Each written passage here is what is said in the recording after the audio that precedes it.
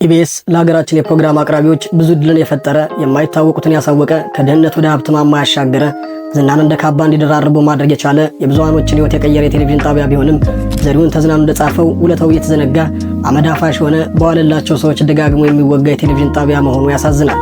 አቅራቢዎቹ የሚፈልጉትን ዝናና ክብር እንዲሁም ገንዘብ ካገኙ በኋላ ሰበብ አስባብ እየፈጠሩ መልቀቅ የተለመደ ጉዳያቸው ቢሆንም ከለቀቁ በኋላ ግን በአንድም በሌላም መንገድ የቴሌቪዥን ጣቢያዎች ጫንቃ ላይ አይወርዱም። እንደተጣበቁ ይቀጥላሉ። ሲያሻቸው ጣቢያ የጎዳቸው ይመስል ከወጡ በኋላ እያለቃቀሱ ሲያወሩ ይታያሉ።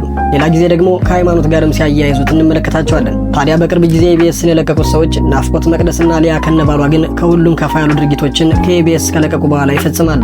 በዚህ ቪዲዮ ውስጥ ኢቢኤስን ለቀው ግን ዘርፈውት ወደ ሌላ ጣቢያ የወሰዷቸውን ፕሮግራሞች በዝርዝር እንመለከታቸዋለን። አጀብ እንላለን። ቪዲዮውን ላይክ እያደረጋችሁ አብራችሁን ዝለቁ።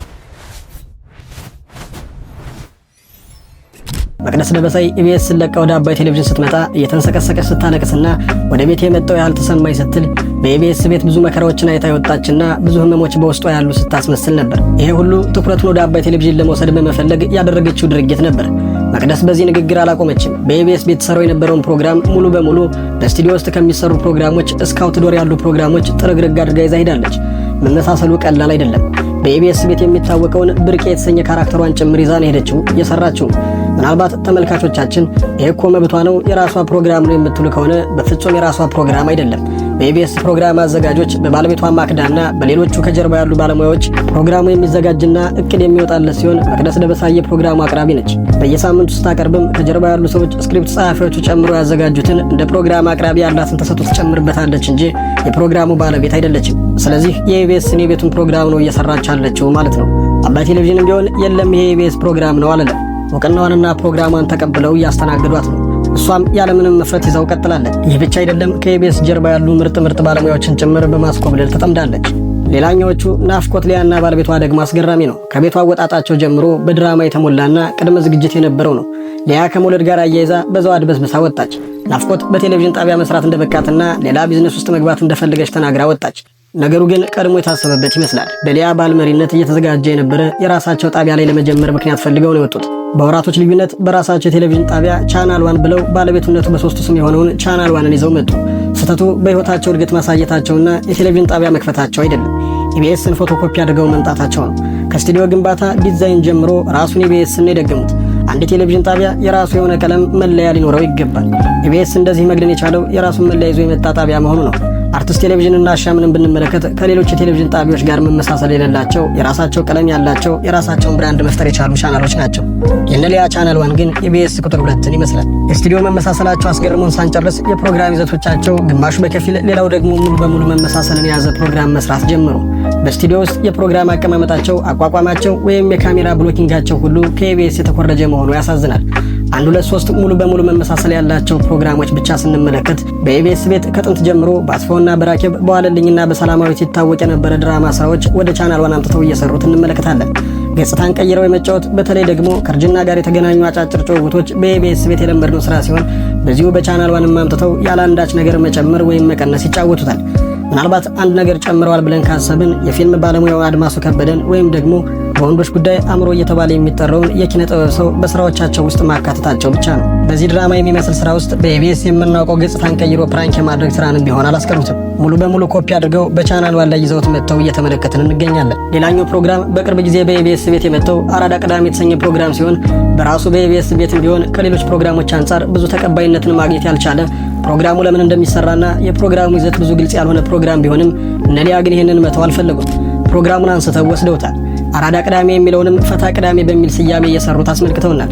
በዚህ አራዳ ቅዳሜ ውስጥ የሚሰሩ የስኬች ጭውውቶች በቻናል ዋንም ቀጥለው እየሰሩት እየተመለከትን ነው።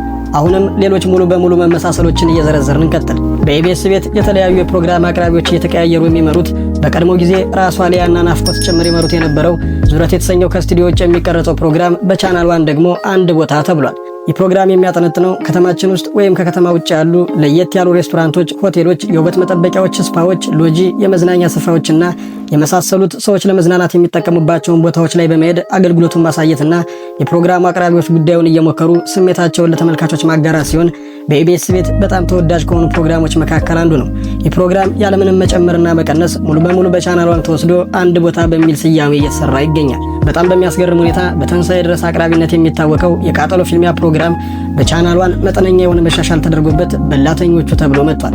የቃጠሎ ፊልሚያ የሚያጠነጥነው ደረጃ በደረጃ የሚያቃጥል ምግብ እንግዶች እንዲበሉና እንዲፈተኑ ሲሆን አንዱ አቋርጦ ከተነሳ ተሸናፊ እንዲሆን የሚያደርግ ሲሆን በላተኞቹ ደግሞ ደቂቃ ተይዞላቸው የተለያዩ ምግቦችን ያቀርቡና ማን ቶሎ ይጨርሳል፣ ማንስ ብዙ ምግብን ያስተርፋል የሚል ውድድርን የያዘ ተመሳሳይ ፕሮግራም ከመጠነኛ መሻሻል ጋር በቻናሏን እየተሰራ ይገኛል። ሌላኛው ከኢቢኤስ አቀራረብ ስታይሉን ለመቀየር የተሞከረው ፕሮግራም በኢቢኤስ ቤት ዘወትር ደሳለኝ አሁን ደግሞ ናሆም እያቀረቡ የሚገኘው ማን ያሸንፋል የተሰኘው ፕሮግራም ሲሆን የኢቢኤሱ ጥንድ ነው። አንዳቸው ለአንዳቸው ስክሪኑ ላይ ያለውን ነገር ማብራራት ሲሆን ቻናሏን ላይም ያለው እንደዛው ተመሳሳይ ነው። የተሰጣቸውን ቃላት ለባልደረቦቻቸው ወይም ለቡድን አጋሮቻቸው ማስረዳትና መልሱን እንዲያገኙ ማድረግ ነው። በዚህ ፕሮግራም ላይ አስገራሚነቱ የሎጎውም እጅግ መቀራረብ ሲሆን ሁለቱ እንግዳዎች ታዋቂ፣ ሌሎቹ ደግሞ ከተለያየ ቦታ የመጡ ባለሙያዎች መሆናቸው ፈገግ የሚያሰኝ ድርጊት ነው። በአጠቃላይ በኢቢኤስ ቤት ተሰርቶ ወይም እየተሰራ ያለ ፕሮግራም ሙሉ በሙሉ ወይም በተወሰነ መንገድ መሻሻል ተደርጎለት ሙሉ የኢቢኤስ ፕሮግራም በቻናሏን እየተሰራ ይገኛል። በዚህ ልክ የተመሳሰለ ስራ መስራታቸው ደግሞ አቅራቢዎቹ ሊያና ናፍቆት መኖራቸው ብቻ ሳይሆን የሊያ ባለቤት የሆነው ሳሙኤል በኢቢኤስ ቤት የጀርባ አጥንት የነበረ የፕሮግራም ዳይሬክተር ጭምር መሆኑ የኢቢኤስን ፕሮግራም በቀላሉ ኮፒ ለማድረግ አይቸገሩም። ጥያቄው አዳዲስ ፕሮግራሞችን መፍጠር ከብዷቸው ነው ወይ የቀድሞ ቴሌቪዥን ጣቢያቸውን ፕሮግራም ሙሉ በሙሉ ይዘው የመጡት የሚል ነው። ከኢቢኤስ ጋር በምንም የማይለይ ነገር ከኢቢኤስ ቤት ወጥቶ መስራት የገንዘብ ፍላጎት ካልሆነ በስተቀር ሌላ ምንም ምክንያት አይኖረውም።